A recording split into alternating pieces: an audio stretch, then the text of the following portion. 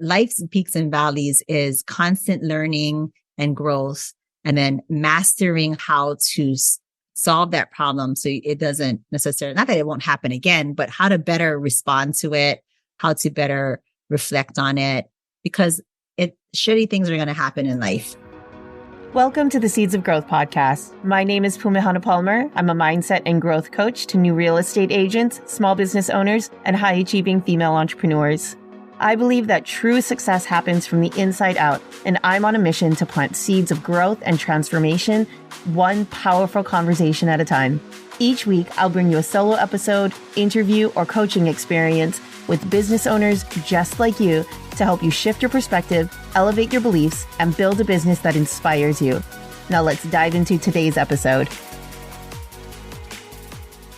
What's up, friends? Welcome back to another episode of Seeds of Growth, where we have powerful conversations that plant seeds of growth and transformation in the minds of entrepreneurs just like you. Today was such an incredible conversation, and I'm so excited to share it with you. I spoke with my good friend, Jen Armstrong. Jen is the owner and founder of Strong Arm Communications, a marketing and PR firm here on the island of Oahu. Jen is a mother of three, a wife, and a bodybuilder. You guys, this conversation was so beautiful and magnetic, and I'm excited for you to hear how it organically morphs from business and best practices into discussing adult friendships and challenges and even childhood experiences, and how that informs the both of us as mothers and role models. So my friends, lean into this one. I'm confident that this will serve you. Jen, my love, thank you so much for coming on the podcast. I am so excited to have you here and finally hit record after, oh gosh, when was the last time that we recorded? I think it was back in February, right? March, yeah. Yeah. For everyone's reference, it's currently November. But you guys, I am so psyched to have Jen here on the podcast with us. A little bit of background. Jen and I, our girls are kind of in the same area. We run with the same friends. We lived in the same area for a while. And the way that we first got connected was Kumehana had this crazy idea that she wanted to open up a co-working space here in town, in our town. Somehow I knew that Jen was in PR. She had her own company. And so I was like, oh, I'm going to have to get it out somehow. So let me just pick her brain. And I dove in and did a little, internet stalking, as we do, research here, in this century. And I soon found out that Jen was you are absolutely my people. One, you are badass, like mompreneur that's doing all the things. At this point, I believe that your youngest was born. He was pretty fresh. Yeah. So you're running this company, running your household. You're the mom CEO of the household. And you also have a podcast for yourself, which is something that I also want to dive into as well. So I was like texting you back and forth, or like, oh yeah, let's go grab coffee. And oh my God, like your cold toast podcast, it was everything. It spoke to everything that I struggle with. It's, being an entrepreneur, it's being a mom, it's, childhood trauma, reparenting yourself and parenting your children, all of the things. And the cherry on top was that your podcast artwork said grit and grace. And my tattoo says hope, grit, and grace. And I was like even now, as I'm thinking about it, I'm getting chills because I was just like, oh my God, she's my people. My people, for sure. And then we sat down and had coffee, and just even more so, you were so amazing. And it was so beautiful to connect with you. And I really just want to introduce my audience to you and all of the value and genius and everything that you bring to the table. Oh my gosh. Okay. Super grateful for that background introduction. It's it's really difficult. And then this is a good segue because I know that this is the point where I'm supposed to talk about myself, but it's really difficult sometimes for me to hear someone else describe me because I am not used to that. So, but hearing it back from a good friend like yourself or just from a fellow mom, it's like, I just feel immediate gratitude, I suppose, because it's, you want to be seen by your people and you are my people. So thank you is what I'm trying to say. I love it. Absolutely. And it's all totally true. And what's coming to mind as you're even talking about it is it's so interesting to me because you're in PR, right? You're in marketing. You have this incredible ability to highlight your clients and use specific language and verbiage to shine the light on your clients. And you create that relationship, right? So that you can do this for your clients in such a beautiful and authentic way. I mean, that's why you have a job, is because we have the hardest time talking about ourselves, right? We need somebody else to come in and say, like, yes, you are amazing and people should be hiring you and using your goods and services. But when we turn the flashlight on to us, we're like, no, all we see are the shadows.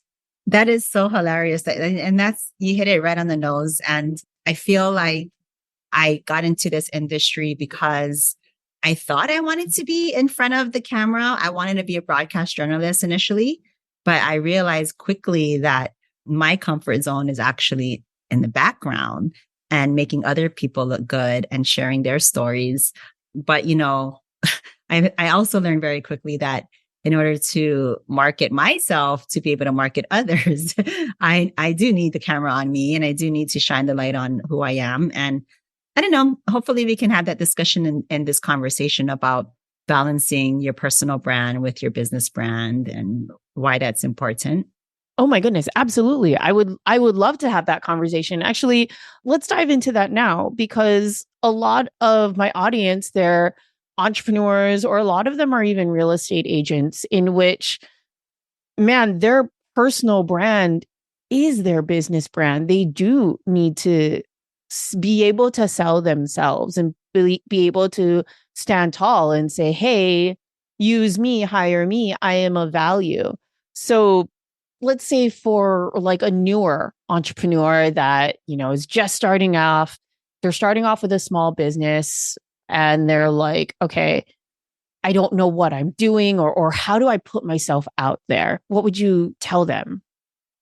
Authenticity is key because I was there and this was all happening when I was embarking on being a new mother. So I started my business at the same time that I became a mom to my oldest child.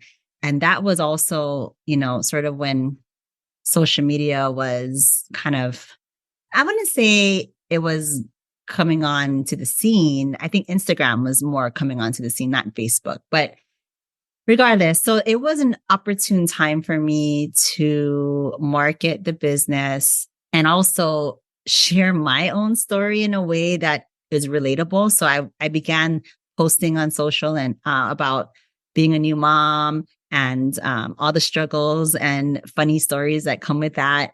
And then lo and behold, I would get folks like inquiring about what I do for work and all of that if they didn't know me. And it almost was like they could relate to me. So then they felt comfortable with me. And then they felt, well, I actually have a business and I would love you to help me, So that's kind of how it started. And I felt like authenticity or being my authentic self. Granted, it was on social and not everything on social is authentic, but that is the card that I played back then and it worked. And so how going into now being in business for myself for almost 12 years, I realized that I had to shift sort of that strategy a little bit.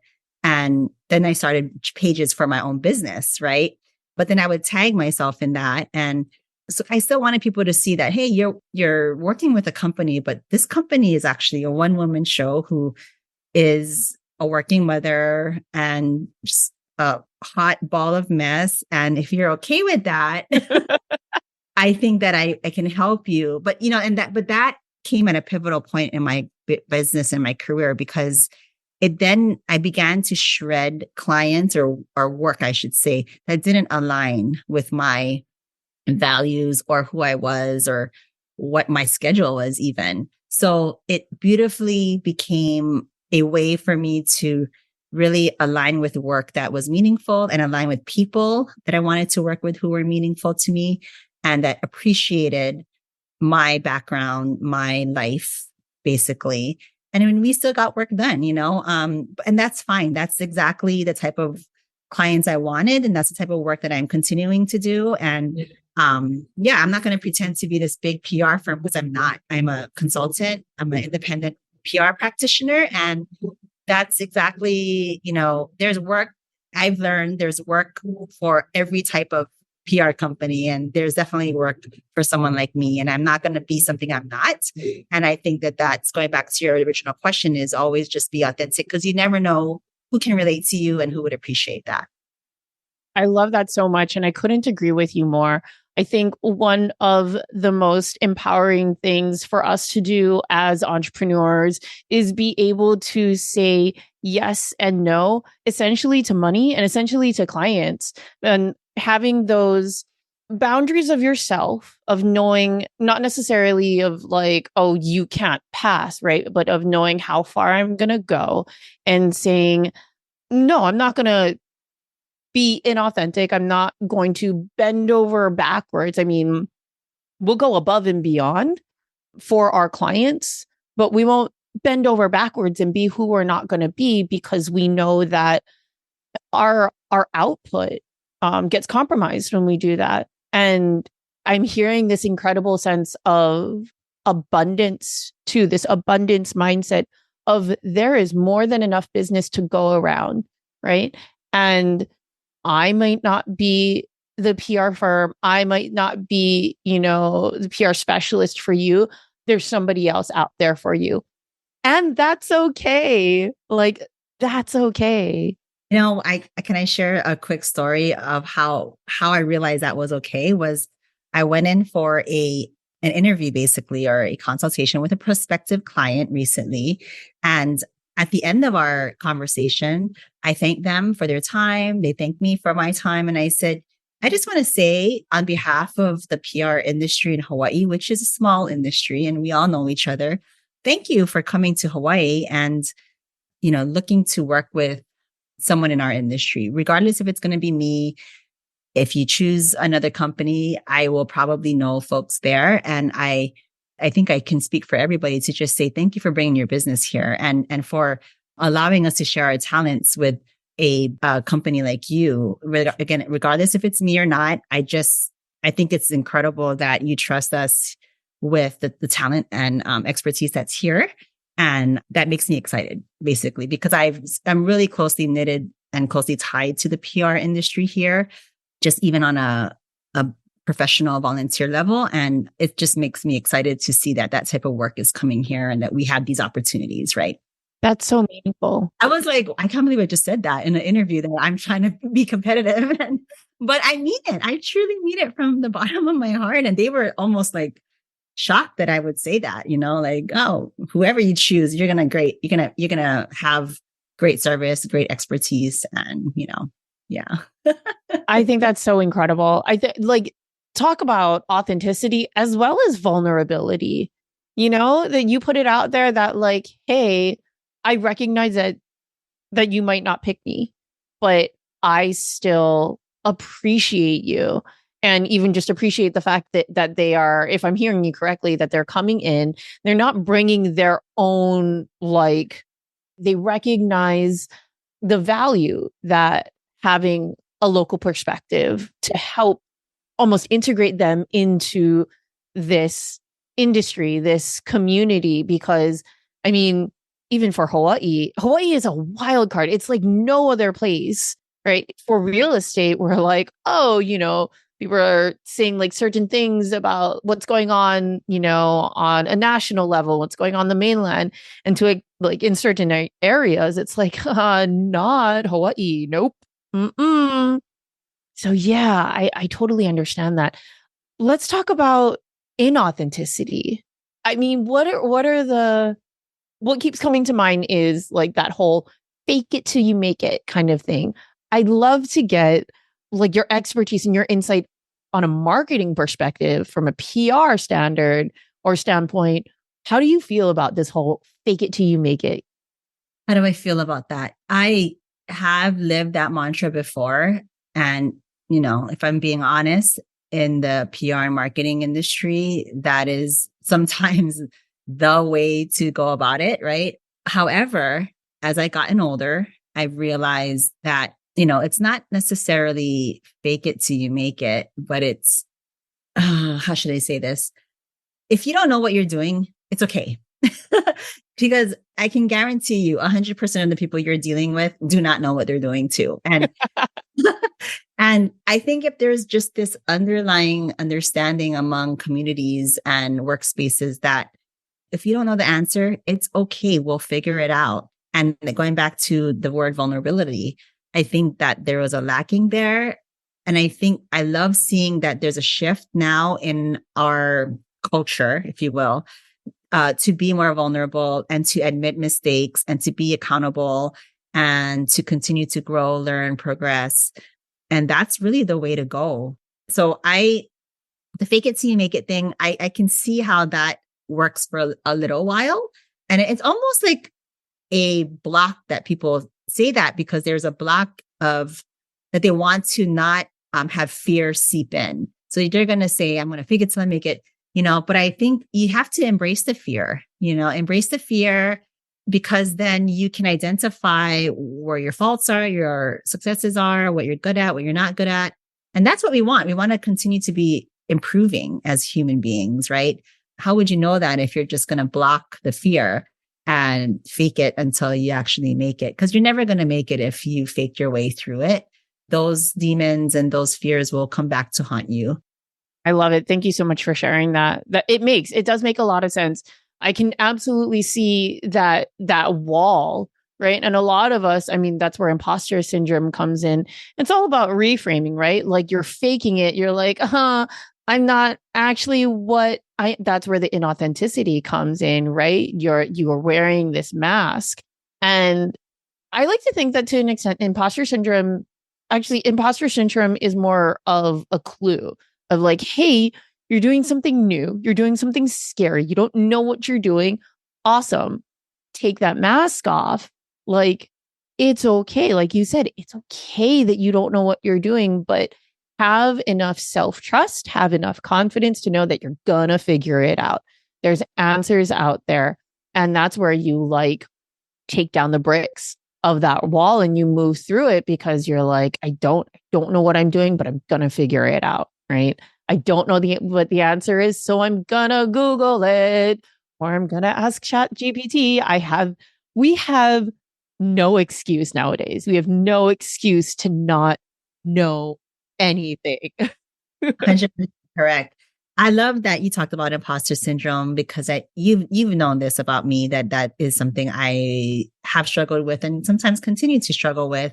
What I've learned about that is exactly what you said. However, I also believe that it's a lack of value, I suppose, right? So I value a lot of things in my life. And I realize sometimes that the one thing that I have to trust and value the most is myself. And that's where I began to question even how smart am I? Like how capable am I to take this project on or this client on? Or how capable am I to be a mother of 3 children? How capable am I to be a good wife, an attentive wife, and also a friend or a sister, any of the roles that we have. And it's a constant struggle to hold value within myself and say, no, you not only are valuable to these people, but you have value, right? That you have so many things to share that are valuable. And I've discounted myself before. And I think that was reflective in even prices that I would give clients. Like I would discount my worth there. And, as a young entrepreneur and someone that was starting out, now today, no. I I really work my butt off, and I don't hold that value, I guess, where it should be. And thank God for my village or my people, because they say, no, you are worthy. You help hold value. And I don't want to come off to say that it's because I'm not a confident person. I think that in my industry, it's a little scary because you're coming in and there's a historic line of folks that have just been here for a long, long, long time doing work. I mean, you drop, like, it's a name dropping industry, right? And it's a little intimidating. So, and Hawaii is so small, so compact, everybody knows each other. And that's where the intimidation was I was coming in brand new and everybody's like, who is that? Who are you? What clients you got? Who do you know in the media? It's like, those are things that are earned and built over time. And I didn't understand that at first. That's why I just took that intimidation and kind of decreased the value in myself. Right. So I just wanted to share a little bit. Imposter syndrome.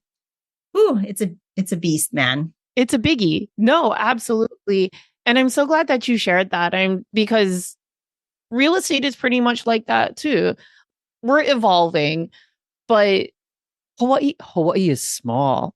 Hawaii is small. It's absolutely about who you know. And the real estate industry is even smaller. Yeah. What was your GC? How many listings do you have? Or how many sides did you close? And this, and that. And fortunately, actually, this is really interesting. Hawaii Business Magazine used to have, I think it was the top 100. Yeah. It was top 100 real estate agents. They did away with that maybe about 4 years ago or so. Yeah, 4 years ago. There was a lot of, what is it? I can't remember what the term was, but it was, so many people were like, it's not fair, right? Oh, wow. But it was like, it was the elite. That was the best of the best, the top 100 real estate agents, for the year and whatnot. And if you made the list, then you were it, right? You were the cool kids. And was it always the same people sometimes year after year after year? It wasn't always. Yeah, Okay. You're right. It wasn't always, but there was pretty much, you would see a lot of them. Yeah. Like you would see a lot of them. There's a few that would like kind of break into it. And then it was really interesting to like see people like rise and also fall on the list, but it turned into something really, really toxic. Right. And I think once they did away with that, then it was really interesting because a lot of people didn't have something to reach for. Right. They're like, there was this idea, like their identity was tied up in that. Or the people who, man, to this day, I am still seeing, because if you make the list, then you get the logo that you can blast out and put in your signature blocks. And it's really interesting because I still see some people like having that top 100 logo emblem. Yeah. And it's just like, I mean, I guess that also kind of speaks to identity. Let's talk about identity and showing up that way within your business. Is identity something that you speak to, for your clients? Is that something that you address? I think yes, because when you're talking about identity for business or with a brand, the brand identity, that's a term we use a lot. If you're going to tell stories, authentic stories, which we encourage as PR practitioners, then you need to know your brand identity. You need to know the fabric, the foundational values of your company, why it started, what's the story. There's always a story there, right? And that's what our job is to pull that out, to be able to market certain products or services or stories to the public so that they can connect heart and mind to your brand identity and, then become a loyal consumer.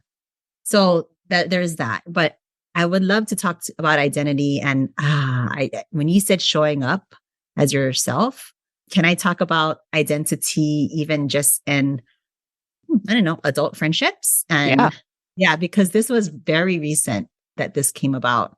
So I recently had a Friendsgiving with a few girlfriends of mine who I've known, I would say, in the 20-year mark, but not growing up with them or high school friends or anything, but as a young adults we've met. And anyway, so we had a really great conversation at this Friendsgiving, and we were talking about how we were just kind of, when you're conversating with people and then like realizations start coming up inside of you and like, holy crap, like this is how I'm viewed, and I'm not saying it in a bad or a good way. It's just like, wow, we're talking about perspectives, right? Perception, perspective. Everyone has a different perspective on something that had happened in the past, right? So that's what we're talking about an incident that had happened and what everybody's perspective was on it. So I was talking and hearing and weaving through the conversation, and I realized, who am I? Talk about identity. Like, who am I as a friend? I don't even know. I'm going to be frankly honest with you, Pumihana. I do not know these days what kind of friend I am. Mm. And why is that? Because I don't feel like I have that close of friendships right now, at this very moment in time. I've had very close friendships. I have friends, right? But in order to show up and engage as a friend, you need to sometimes have those types of friendships that you're actively engaging in all the time. So I wouldn't say I have friends that I actively engage with on a 24-hour basis, or even, a 48-hour basis or a 72-hour basis. Like, honestly, my friendship engaging is like maybe, every other weekend, or, hey, here's a meme I want to share with you today. Passing memes on Instagram. Yeah. And how did I evolve into someone like that? So I know who I am, going back to identity. But the one thing I don't know right now, and I have to always reference to right now, because I know that changes, is what kind of friend I am. I don't know what kind of friend I'm showing up as these days. So that's the struggle with that's the identity I struggle with right now. I want to acknowledge you and honor you for saying that and being so honest and vulnerable about that. I'm getting chills right now because same, man. Hey, really? Same. I know what that was like. Like, I had that friend. She was 9 years younger than me, and it was proximity. We were close friends. And if you think about it, like, most of our close friendships happen because of proximity. We're in the same office together. We went to school together. We go to classes together, whatever. But then now, as adults, as moms, as entrepreneurs and business owners, like, we are spread so thin and we are spread out. And for the people who aren't physically, within our proximity, it's hard. It's hard to be close. That's one. Two is also expectations of the role. Expectations, or getting that feedback, right? There's this person, this friend has maybe implicitly or explicitly displayed and demonstrated their expectations of us. And we don't have that feedback. Yeah. Especially if we're not talking to each other on the daily, or sending also, we're business owners, right? So like, what is relevant and necessary and productive? Like that's the kind of communication that we have. Like, okay, we need to get stuff done. Like, I communicate with my husband every day because we need to not necessarily run a tight ship, but we're running a ship here, right? So we need to communicate. And it's hard, man. Hard. Oh God, it's so hard to have adult friendships. It's hard to dissolve adult friendships. It's hard to start up adult friendships. Like, no, you're so right. You're so right. And a couple of things I want to share with your audience is how we met also was through a mutual friends, right? And can I just say the initial impression that I got from you and that group of friends was like, wow, how come me and my husband don't really have a friend group of all like people that are spouses and then our kids grow up together and play together like all the time. Right. So it was, I will admit, a little bit envious and then a little bit like, oh God, I don't even know if I have the energy to do that. Right. So that's the dynamic and that's the duality of adult friendships is like, it's an aching for connection, but it's a realization of reality. Like, do I honestly have the time and energy to be an engaging friend? So there's that. And then also when you say, adult friendships are hard and, the dissolving of it and also the discovering of it as an adult, you were one of those surprising adult friendships of mine because I'm 44 years old. We've just met in the last, few years or so. And like, there's hardly any women that I've met, in this phase of my life where I was like, felt really connected to. So that was a nice surprise, right? Someone like you, where we have a lot in common. I can dig that. And you're not the type of friend that's going to be like, that is going to command my energy all the time. Needy, love me. Pay attention to me. I mean, I'm just trying to be real. Like that's not. And so again, I'm trying to understand the identity of Jen, who is the adult friend and, come to grips and terms with that, because I have had to dissolve friendships that no longer serve that friend or myself. And it was a natural evolution of a breakup. And it's sad, but it's life, right? So those are the 2 points I want to make. You are a nice surprise as a friend in my adulthood.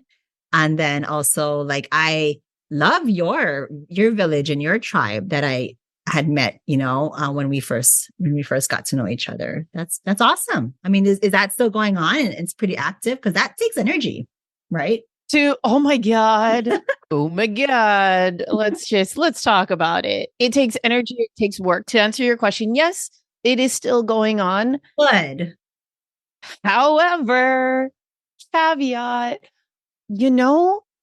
when you spend a lot of time with people and we're together almost every weekend, if not every other weekend, and we have a routine, like kind of a routine of just like, we go over to one person's house. It's very rare that we go over to anybody else's house.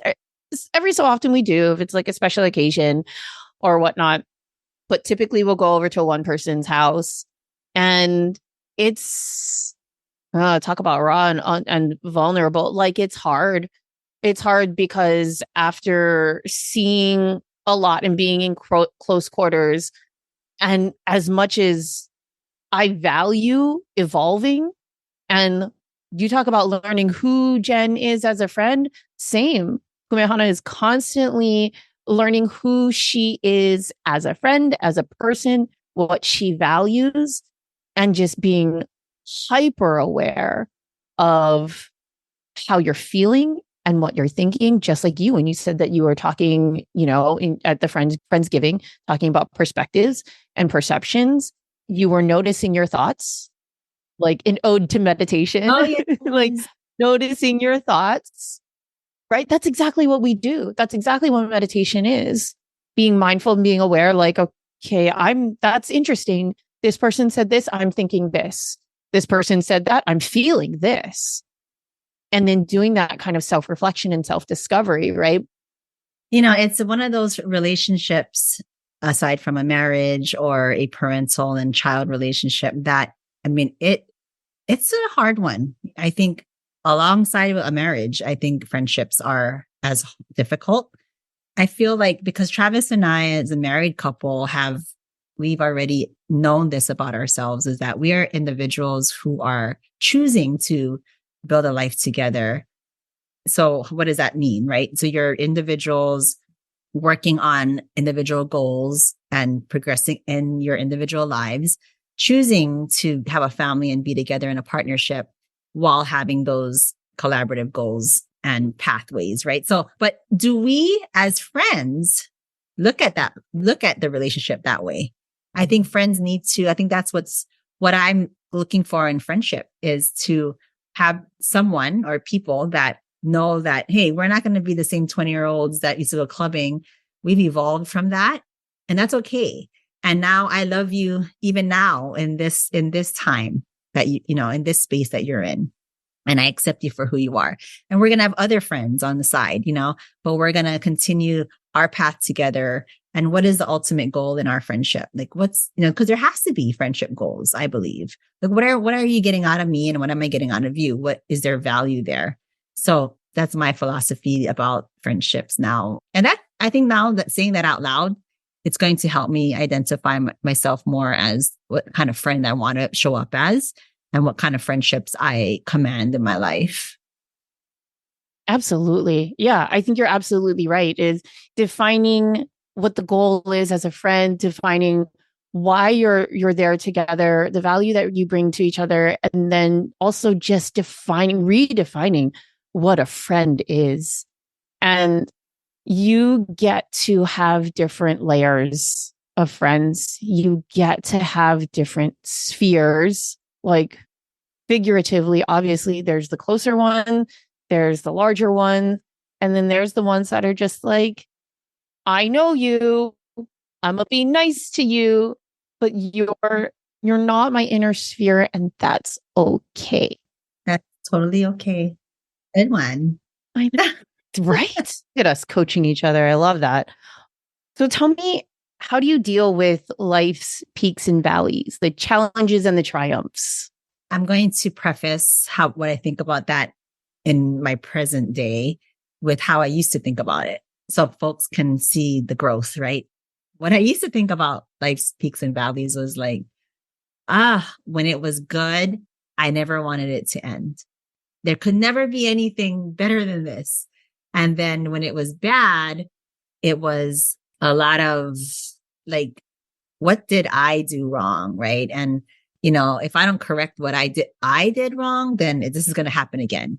So even though it was a bad relationship or someone else's fault that made me be down in the dumps, I would constantly think about what I did wrong and how I contributed to that person making me feel shitty.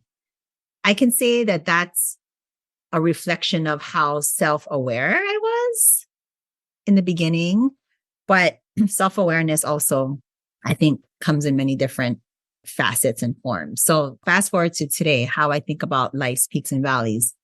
And I share this in my career day presentations when I go to high schools and talk about my profession.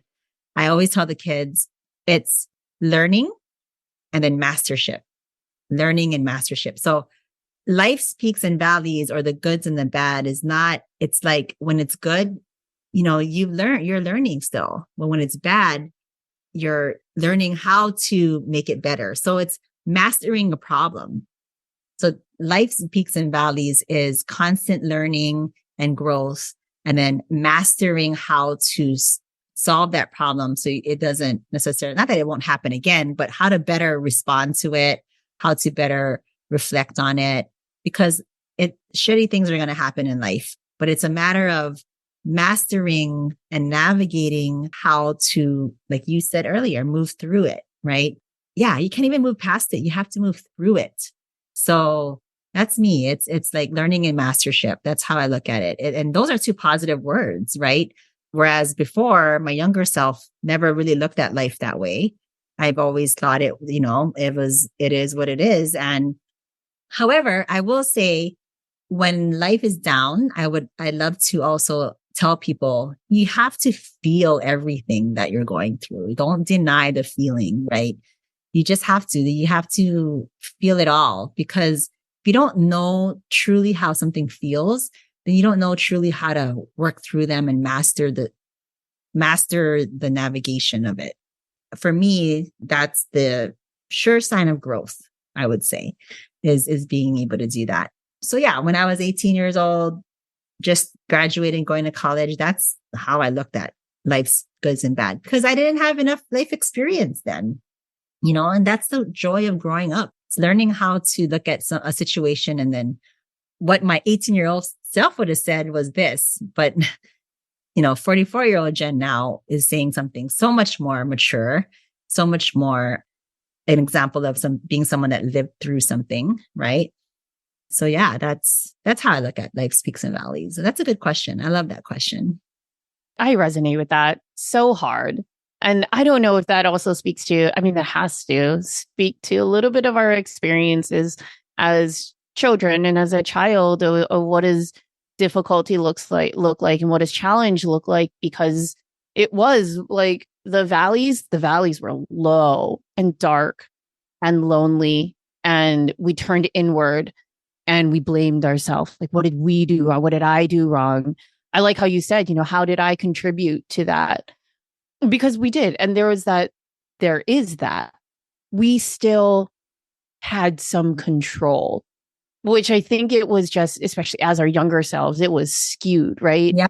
And it was simply blame. It was either blaming ourselves or blaming the other person, and forgetting or just not even knowing how much control we had over the situation. The highs, the peaks were, I think the peaks were so high because we knew what it was like to be in the valleys. Again, lonely and scared and not knowing what to do other than blaming ourselves. But as we move through life, as we gain those life experiences of, okay, we're going to do the work. We're going to move through this. My coach said this to me yesterday. You're going to get through it because you're willing to go through it.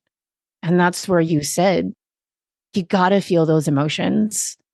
Make sure you're in a safe space to feel the emotions, but feel it to heal it, right?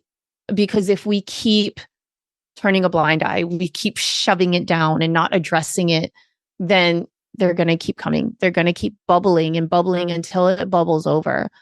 But when we can have the self-trust, the confidence, and the feeling of safety to look at these emotions, these feelings, Pumehana, what you did was kind of shitty. Yeah. When we can be honest with ourselves, we can be honest about the situation and then move through it. And I resonate with that so hard.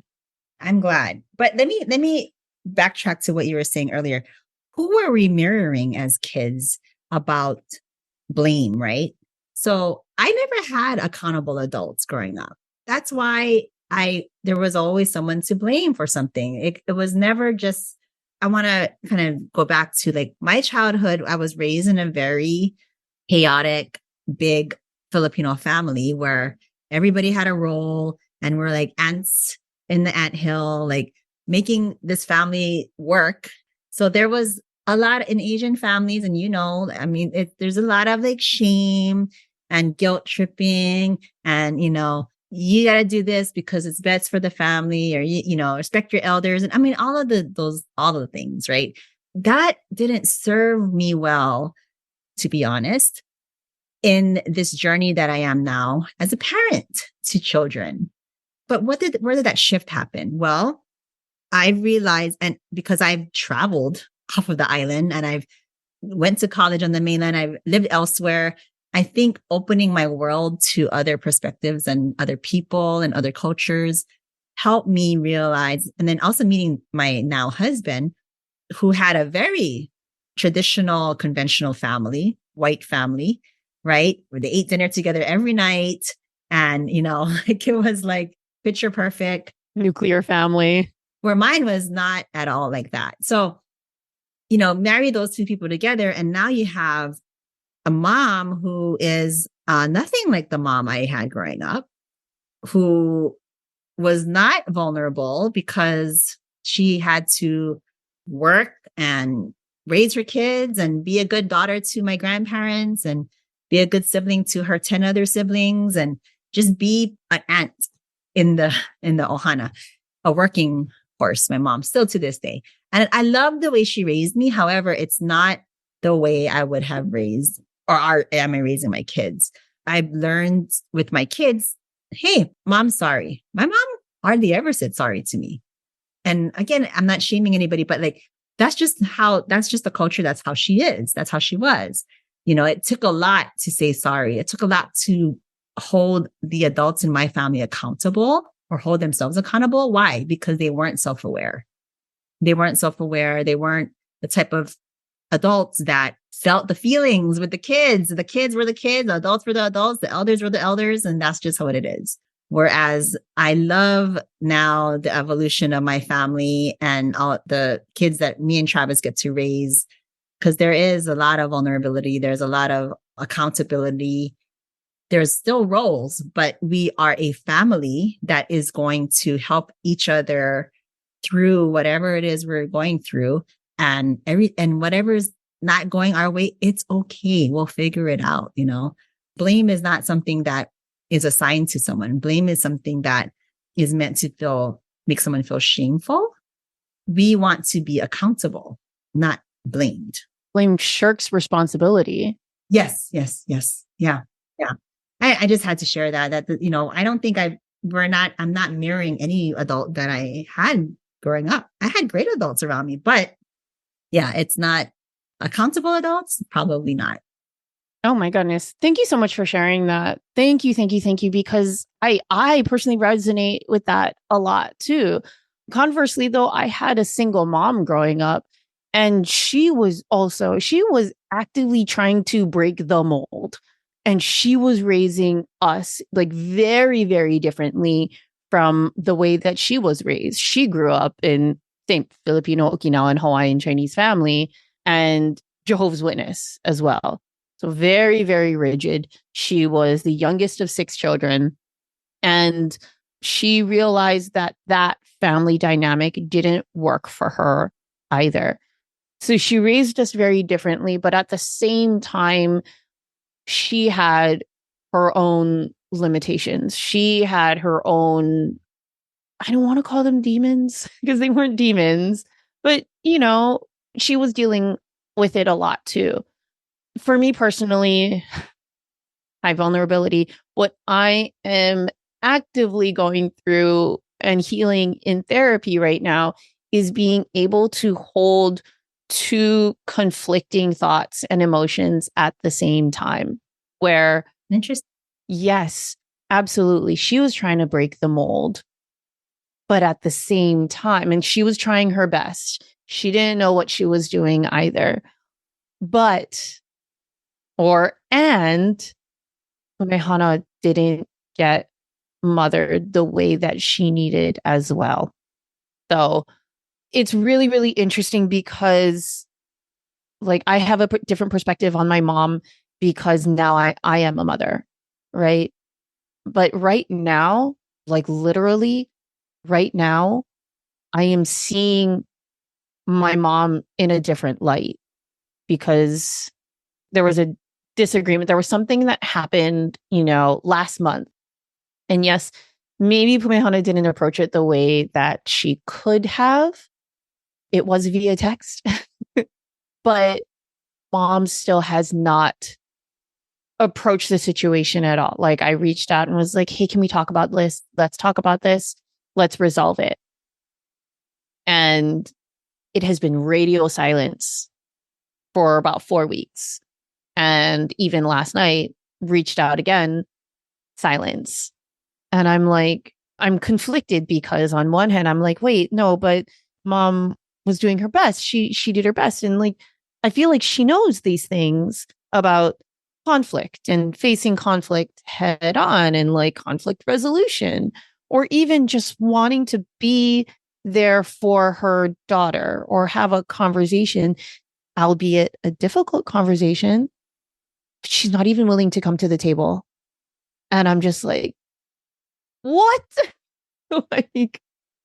And kind of running my mind through those filters and through that lens of it's all the things. It's expectations. Oh, wait, but a mother is supposed to be doing this, right? A mother and daughter relationship is supposed to be like this, or this is the kind of mother-daughter relationship that I want to have. And it's the expectations that you have attached to these roles. Going back to what we were talking about, friendships, right? Spoken or unspoken.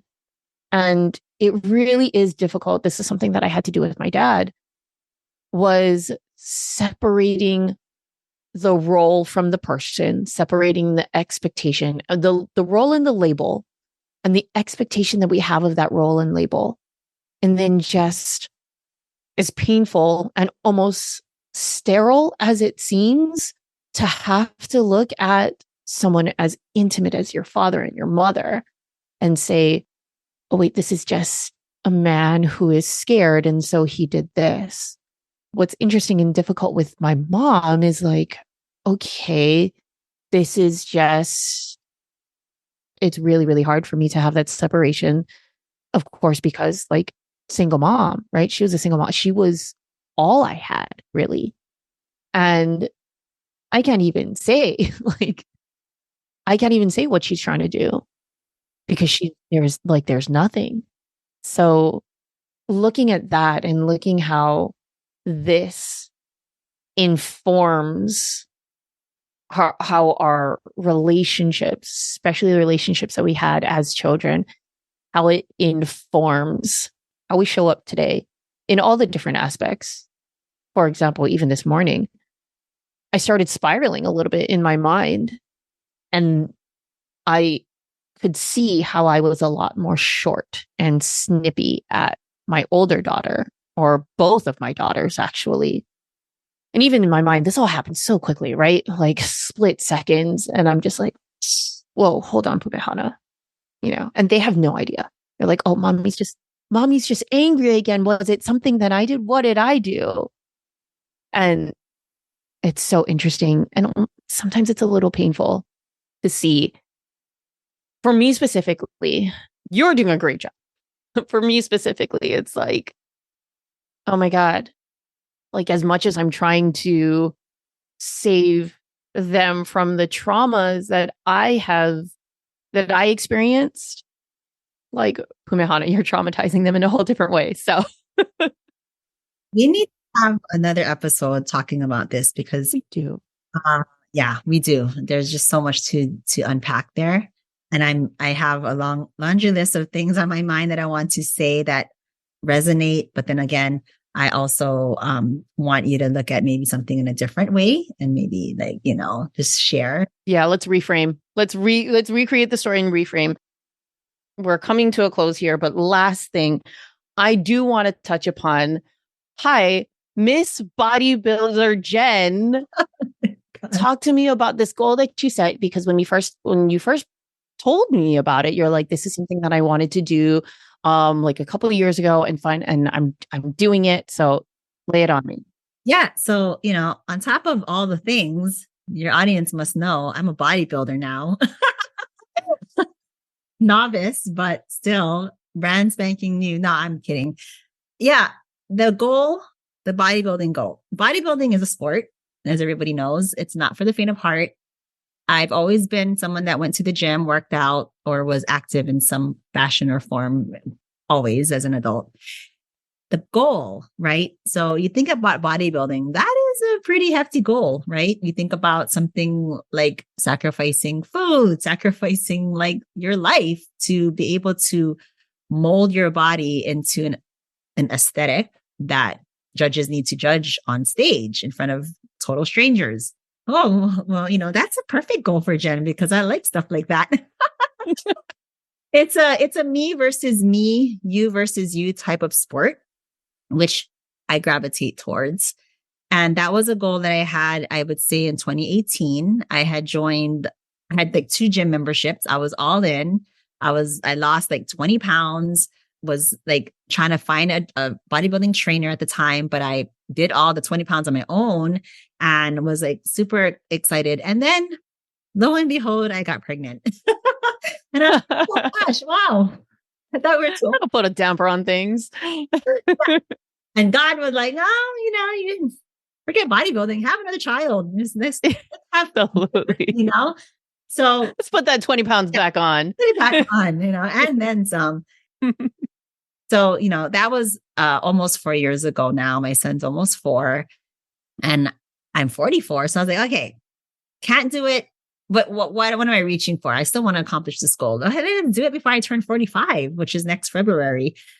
And, like I told people, I have the time, the means, the energy to do it. So I from January of this year, I found the trainer, lost a bunch of weight again, and was all in. And this past September, entered my first bodybuilding show locally here in Hawaii.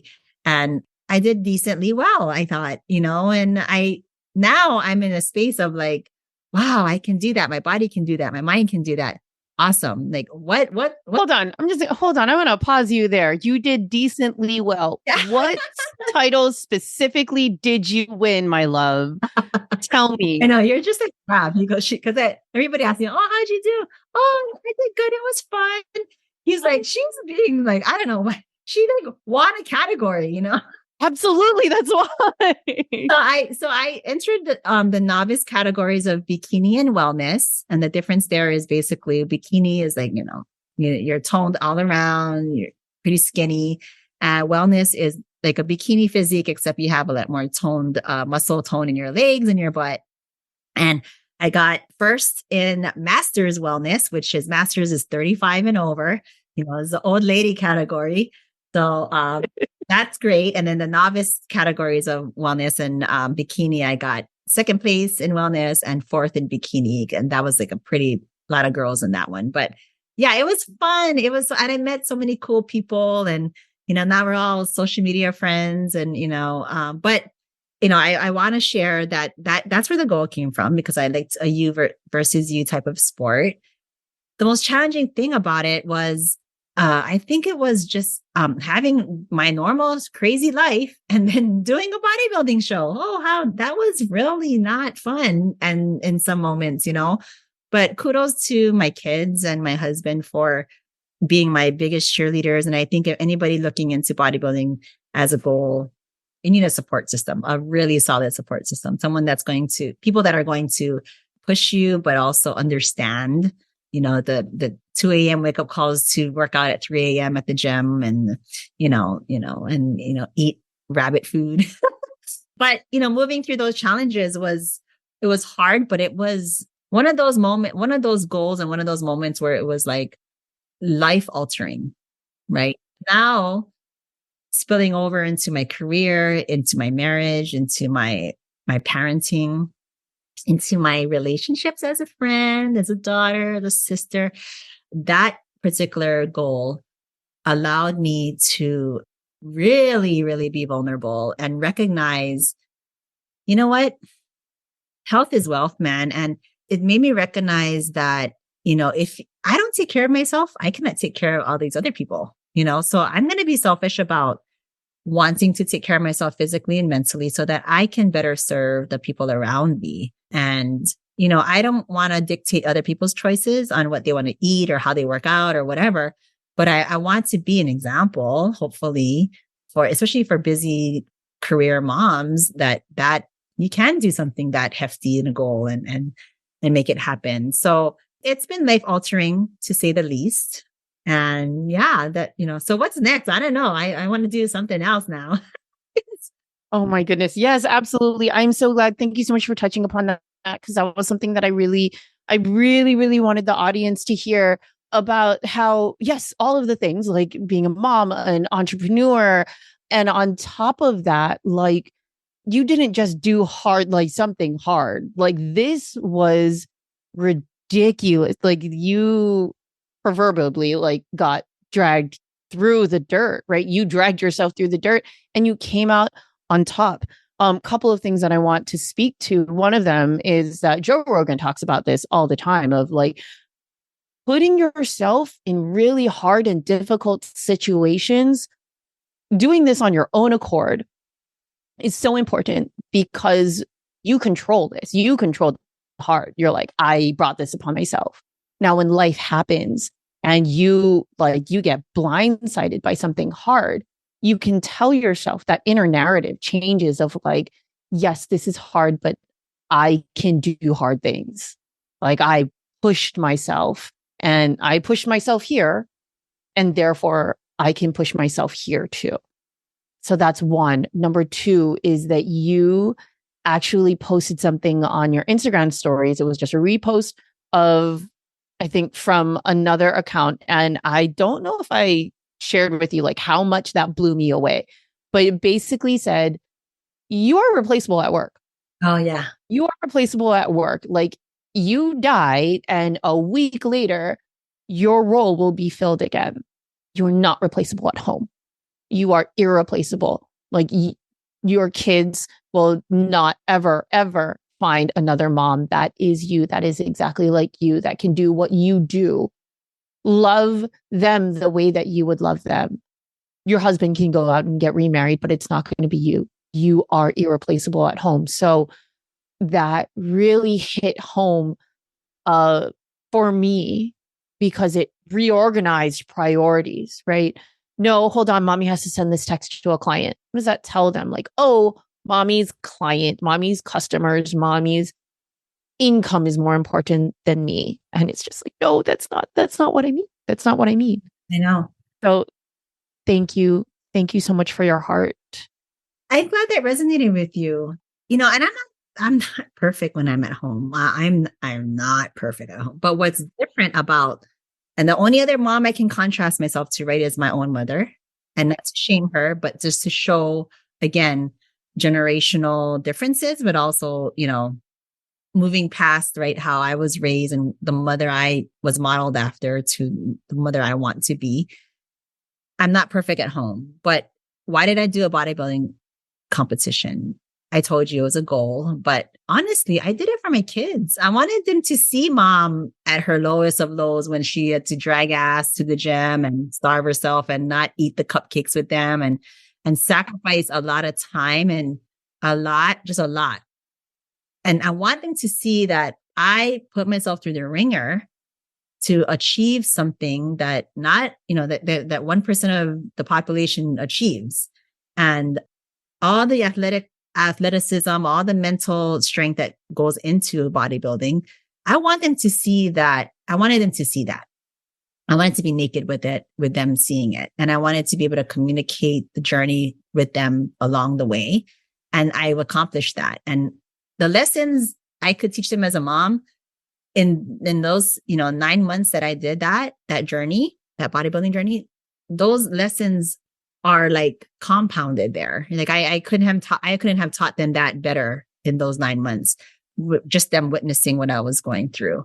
To me, that I did that for my kids, because when my mom was when we were growing up and she was working her butt off, doing double shifts at work, having a husband that was absent basically, and, living in a household with her own parents and taking care of them.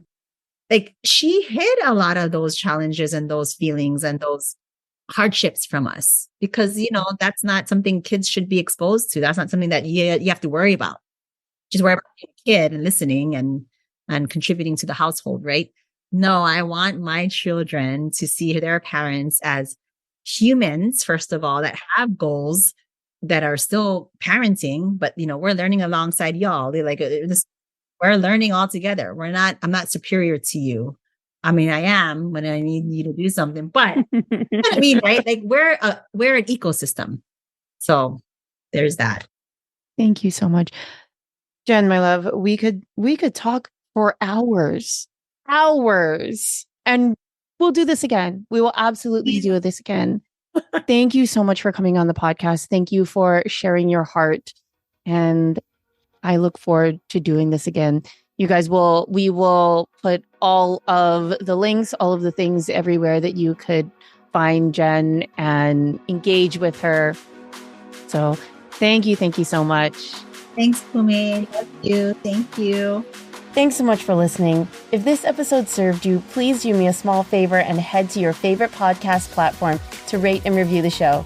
Your small act will play an exponential role in getting these powerful conversations out into the world. Be sure to connect with me on Instagram at @PumeHanaPalmer and DM me with your insight and takeaways. See you next time. Aloha.